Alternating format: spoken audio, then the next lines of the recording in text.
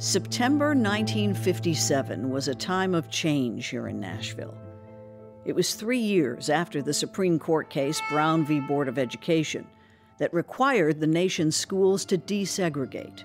And it was the very beginning of Nashville's desegregation plan, which would proceed 1 grade per year, starting with the first grade. There were plenty of white families who didn't want their children attending classes with black children. And there were political opportunists ready to take advantage of that racist sentiment. In the middle of the night, on September 10th, 1957, someone, or some group of people, set off a bomb at Hattie Cotton Elementary School in East Nashville. And I was working as patrolman with the Nashville Police Department, and we were on 12-hour shifts. When I got off at midnight, I lived about a block away from the school here, and I just put my hat and my gun up on the shelf, and I turned around. About that time, I heard this loud boom. The house shook, and it knocked me across about halfway across my living room, and I just, about that time, I saw some smoke, looked like smoke, coming up from the school, and I hollered at my wife, and I said, I believe it's the school. I'm going up there. So I took off running up here. The whole corner of this, I guess it's the east end of the school, was blown out. It was a terrible sight and a sad sight to see. I think somebody would do that to a school. Of course, it was chaos to a point because we hadn't been through anything like this in this city, and it was all the results of a little black girl coming to the school here, and some people didn't want that. I personally think it was very dramatic that all these little 6-year-old children were going to these all-white, predominantly white schools, desegregated schools. When I went to the school in 1957, it was the same year that the high school kids went to Central High School in Little Rock.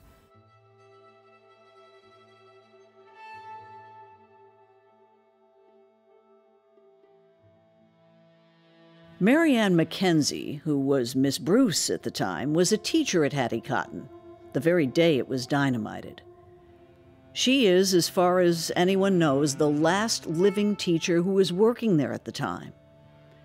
MaryAnne is the subject of a new book written by her husband, Stephen McKenzie, that tells the story of that day from her perspective. It's called Hattie Cotton School: The Last Teacher's First-Hand Experiences of the 1957 Bombing and Aftermath. MaryAnne no longer lives here in Nashville, but she came to visit recently to promote her book. And as you're about to hear, the decades have hardly faded the memories of that terrible day. I'm Demetria Kaladimos. It's Banner and Company.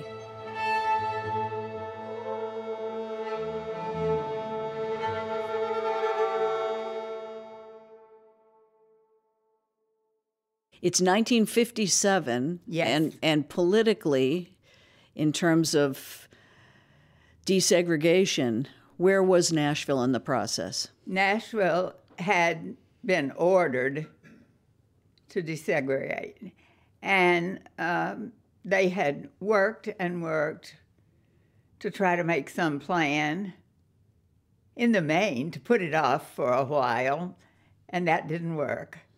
And so finally they came up with a plan called a stair-step plan so that the first year, the first grade, would integrate. And then the next year, the first and second grade would be integrated. And then all the way up to junior high school, and then they would, and then high school would. So it would take 8 years to make the process go through. And 1957 was the fall of the first year. So correct me if I'm wrong, some parents were still free to go circumvent the system and take their kids where they out of zone. Was that right? Oh, yes. And how many were doing that? A lot? A lot. There were a lot of private, mostly conservative church schools that pulled out great numbers.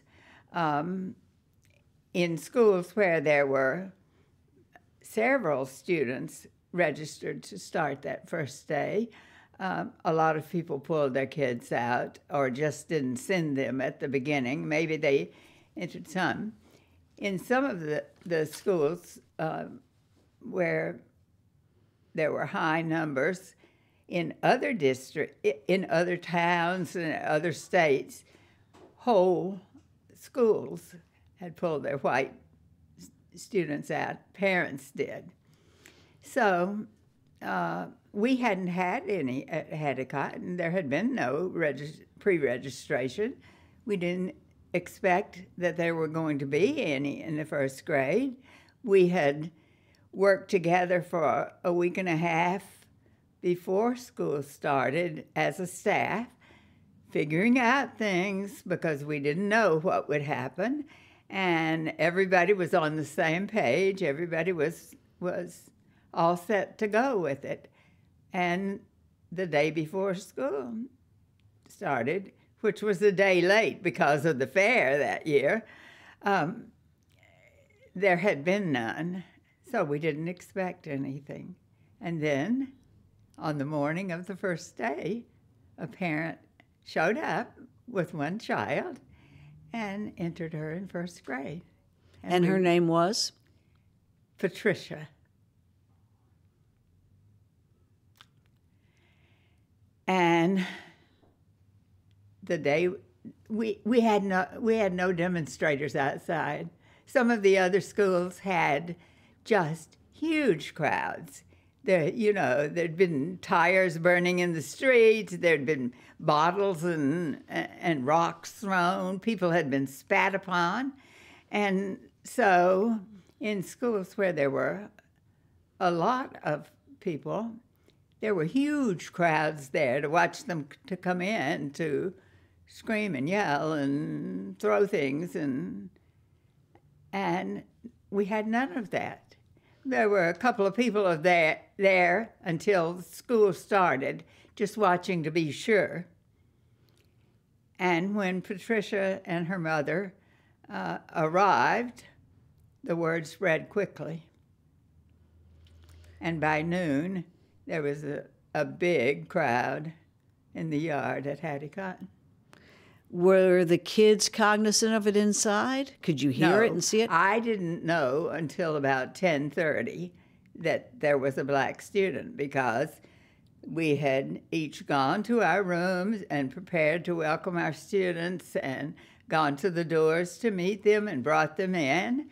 And so until it got to be recess time, which is really important to little kids, until that time, I didn't know that there was a black student. But my teaching buddy had gone down to the office at that time, and she came back, and as we led our kids out to their recess, she told me. And so my anxiety started to raise, because I just had the feeling that there would be people outside when the little girl left. Sure enough, yeah. And sure enough, there was a huge crowd out there. The taxi came to get the little girl. Big guys on either side of it rocking it. And the taxi driver was so afraid that he drove away. So Patricia's inside the school. And left Patricia inside. And as I would ever have expected her to, Margaret Kate took the little girl by the hand and walked behind and through this crowd of people to get to her car and took her home. Safely. Safely. A lot of screaming at her. Lot of screaming at her when she came back and parked her car and went inside the school. But other than that, we went through our day pretty much as usual. And did you ever lay eyes on Patricia? that day? I didn't hear you. Did you see Patricia yourself that day? I did not, which means I never saw Patricia because Patricia never returned. And that was a hard thing for all of us to live with, because we wondered if there was something we could have done to make it different. But we couldn't, because it was the crowd of outsiders. Perhaps some of them were our parents. I don't know, but they were out there anyway. Speaking of outsiders, Yes. John Casper was the notorious racist rebel-rouser that came to town. You know, he came from New Jersey, and he'd been in Arkansas before he came, and he'd been in another town here in Tennessee to try to raise the supremacist ideas. And he came to Nashville. He spoke in public places. He spoke on the street. He spoke at the War Memorial Building.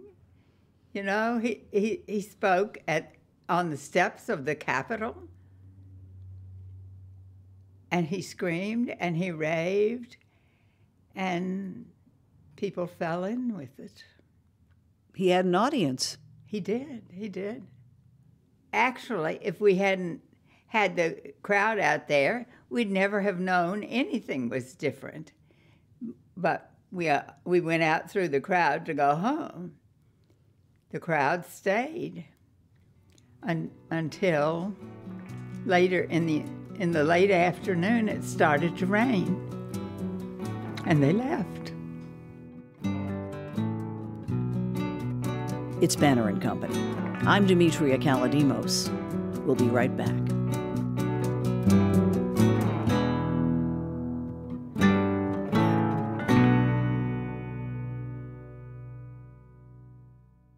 What's new from Apple? There's the new iPhone 16 Pro, built for Apple Intelligence. And it comes with the all-new camera control, giving you an easier way to quickly access your camera tools. The new Apple Watch Series 10 has our biggest display and our thinnest design ever. And this?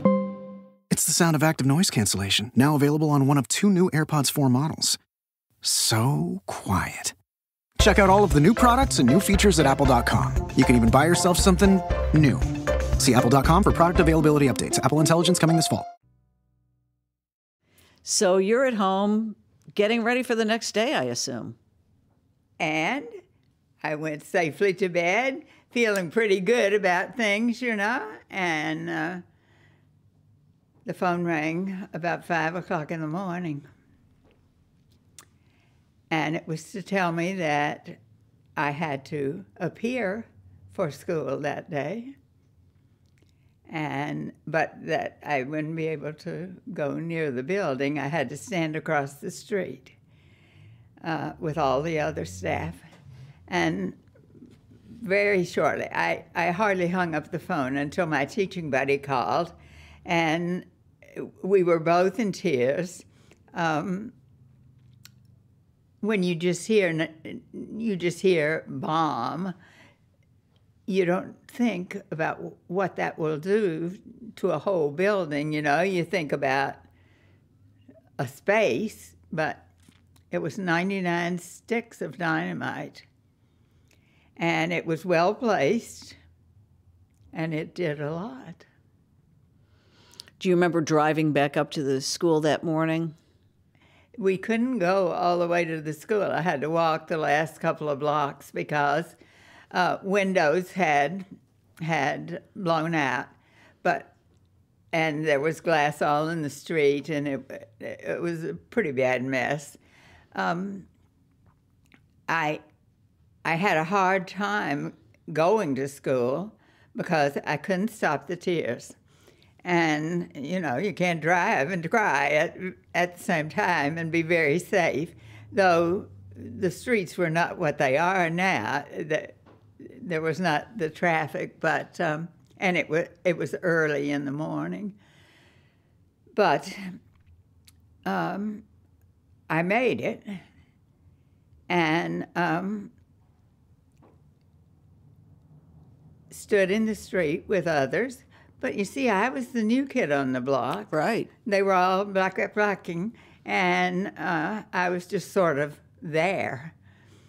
And finally, a couple of my college friends walked up the road and came to find me because they had heard and they knew that it was my first day there. And they were allowed to stand with me for a few minutes to talk.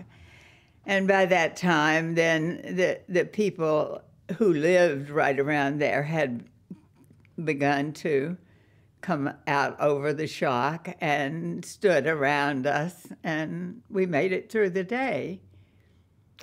And by about 4 o'clock in the afternoon, I think it was, the fire department gave us one per each and allowed us, if it were possible, to get into our classroom to get anything that was personal. Your classroom sustained a lot of damage. The tiles came off of the floor. The tiles came out of the ceiling. The desks were against one wall, the end wall, away farthest from the blast, just piled up against the end of the wall. And you had gone to great pains to get this classroom ready, right? Oh my goodness, I had worked so hard. Everything was appropriate. Everything was where it belonged. Everything was colorful and beautiful. So this was going to be the best time of my life because I just had such a bad time the year before, and this was going to be the most positive thing that I could do. So, and the windows were out, and they had scooped a little path to get to where my desk was, so that I could get anything that was personal, and my register that had my students listed and so on, and get out of there. So in about 10 minutes, I was in there and out. What did you take? I didn't take anything except the register, which gave me a list of the students, and the pen that I like to use most. And I didn't take anything else because everything was too messy. Was there a plan? Was Miss Kate already devising a plan of what was going to happen on day 2 and 3 and beyond? The first thing that was shocking about it was that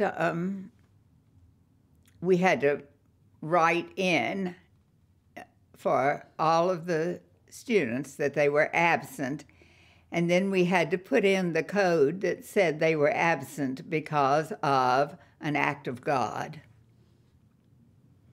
That's the code that is used for a tornado or a fire or some kind of destruction like that. But there was no code for dynamite. Hardly an act of God, if anything, the opposite. For the first 6 school days, we had to write in the code for act of God. Wow. And by then, the school was in a capital E shape. So it had 3 wings going back, and the spine was the central part of the school where the cafeteria and the principal's office and the library was. So the farthest away from the blast was 1st and 2nd grade. So they were able to recover those rooms and get electricity and everything to them so that they could start. We couldn't do that because we were in the hallway that was nearest the library, which was where the Blom was. So the plans, by the time we got to know them, included some classes who were in church basements or educational buildings or something that had a room or two, or another school that was nearby that had a room or two. And the 2 6th grades were on the 3rd floor of East Senior High School. Not far from Hattie Cotton. No, it wasn't far from Hattie Cotton, and in walking distance, because, you didn't bus kids in those days. They were neighborhood schools, and you walked to school. Busing would be a whole other problem decades later. So you go to East High School, and it's not ideal. No, because the only space they had was on the 3rd floor where the band room was. And the band had a large closet for instruments. So there were shelves and everything in this room, and it didn't have windows very much, just a little window. And so they had gone in the 4 days that took us to find a place, and taken the shelves out, just ripped them out. So there were big holes in the wall, and no time to paint, no time to do anything to it. And they divided that into 2 classrooms for us. And there we were. My students thought the classroom looked like camouflage. They knew camouflage because they knew the air base in Clarksville or in New Providence. And so they knew camouflage, and that's what they thought our room was like, because it had these big blobs all over the wall, and they weren't the same color as the paint out. They were the whatever it was. Yeah. So it was awful. And there we were. We didn't have any books. We didn't have anything to work with much. We had pencils and paper. And that was about it the first week that we were there. It's Banner and Company. My guest is former Hattie Cotton School teacher MaryAnne MacKenzie. We'll be right back.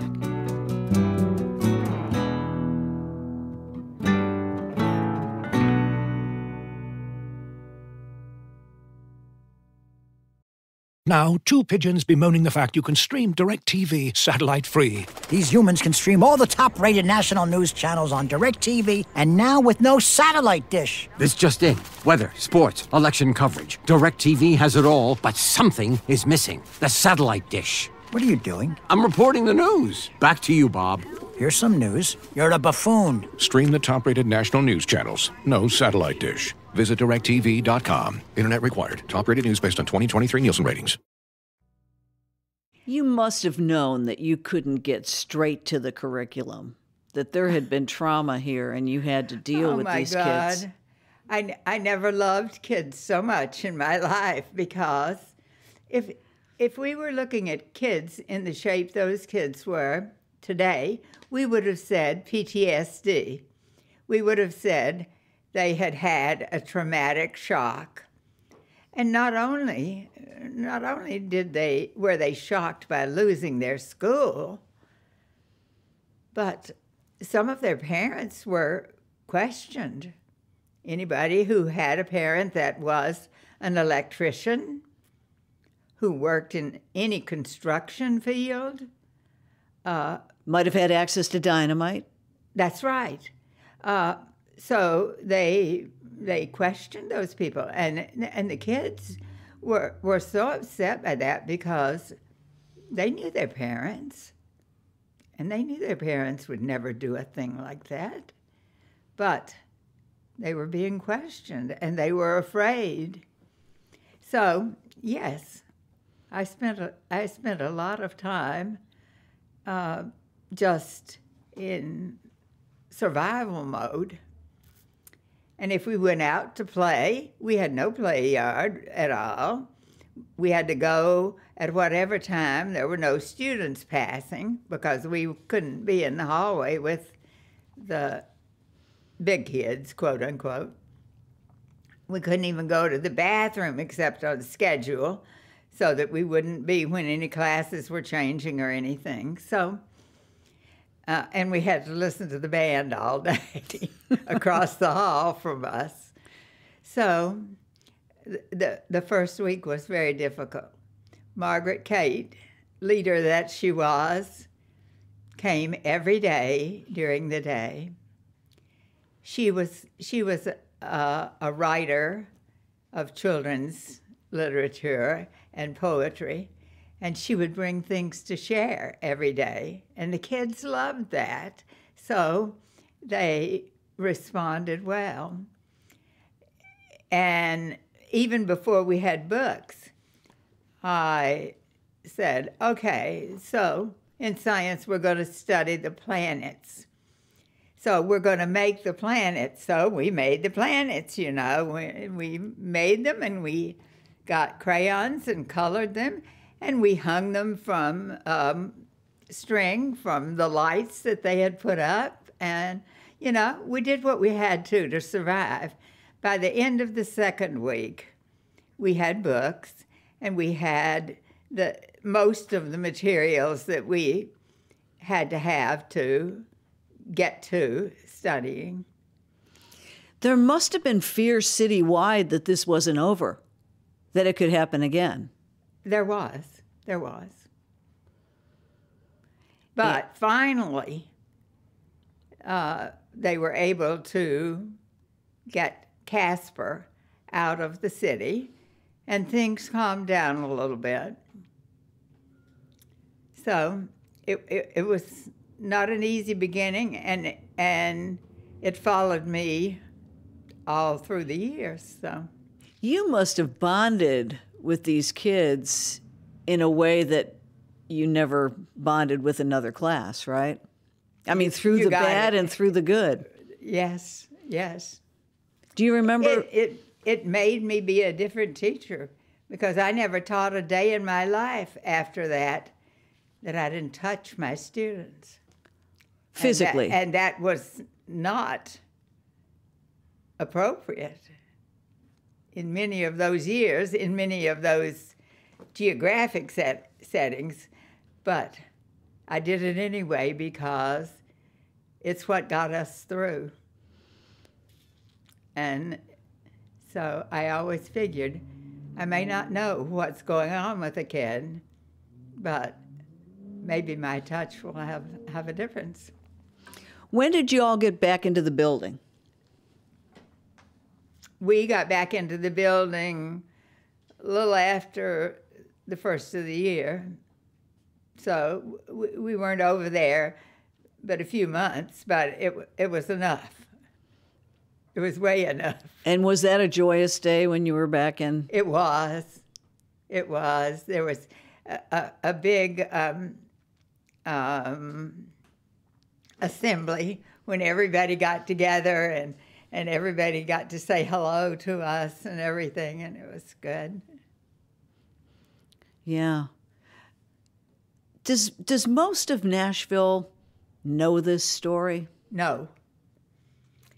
And when I found that out because when we went to Hattie Cotton, which is now a new building and a new school, and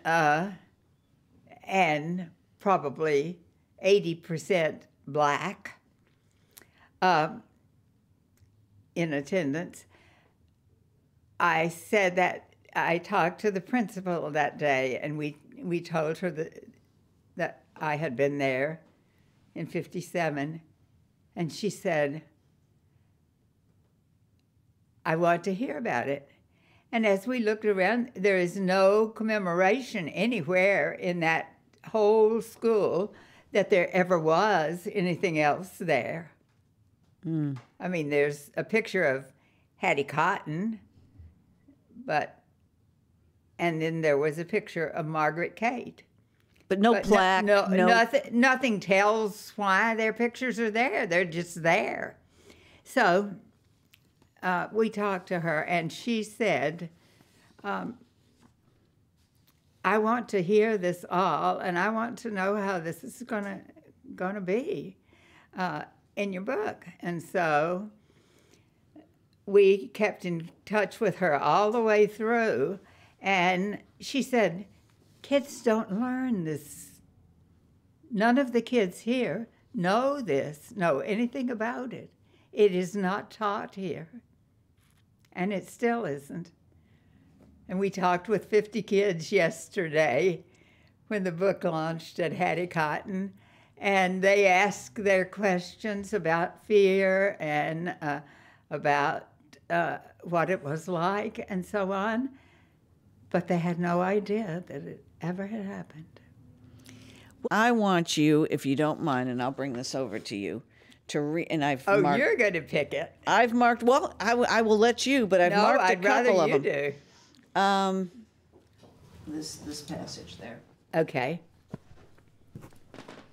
We had time for one more question before recess. So I decided to tackle another tough one. Someone had asked, why do people hate Negroes anyway? Part of me wanted to launch into an explanation about how the question itself really demonstrated the depth of racial depravity in our country. Why do people hate Negroes anyway? In other words, we white people are people, and Negroes are something else. But even though it's what the question inherently implied, I knew it wasn't what she really meant, and suggesting otherwise would not be at all productive. So I opted for an answer I thought would be helpful, and one I thought the class would understand. Here's the thing. All white people don't hate Negro people. Some white people do, and I would bet many of those who do could not give you a concrete reason why they do. They were just raised by their parents and families not to mix or associate with Negro people. In all honesty, it goes all the way back to slavery, when Negroes were not considered to be people, just slaves, who basically existed to work plantation fields and serve their masters. Negroes during that terrible period in our history were considered to be property, not people. I know it seems ridiculous, because obviously they are people, but that's the way things were, especially in the South, where there were many cotton and tobacco plantations, which needed lots of people to work the fields. So while today most of us come to understand how terrible slavery was, there are still a few white people who cannot think of Negroes as people just like themselves, with only a little different color of skin. And since they can't think of them as people, they've come to think of them as something other than people, something lower than people. Even worse, some white people have learned to hate them rather than associate with them or live beside them or sit next to them in church or eat next to them in a restaurant. Mrs. Bruce, one of the kids, said, "A Negro family lives right across the street from me. One of the girls is the same age as me, and we play together all the time." "I'm glad you do," I responded. "With enough time, You and other children like you will help to stop the hate. And that's where our interview stops. Thank you so much. And that's where the tears started. I can see that. It comes back, though, doesn't it? The picture of that. So, somewhere in the book, Stephen says,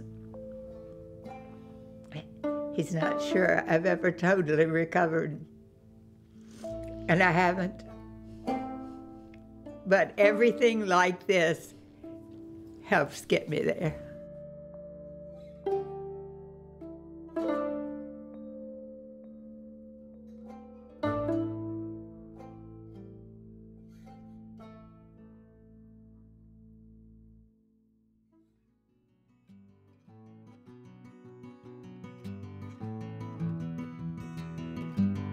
Banner & Company is a production of the New Nashville Banner. And hey, if you'd like to learn more about the Hattie Cotton bombing, check out my interview with Betsy Phillips. Her book, Dynamite Nashville, explores this case and 2 other civil rights era bombings that remain, after all these years, unsolved. Our producers are Steve Harouche and Andrea Tudhope. Original music is by Verlin Thompson. Subscribe wherever you get your podcasts, or go to NashvilleBanner.com. You're in good company.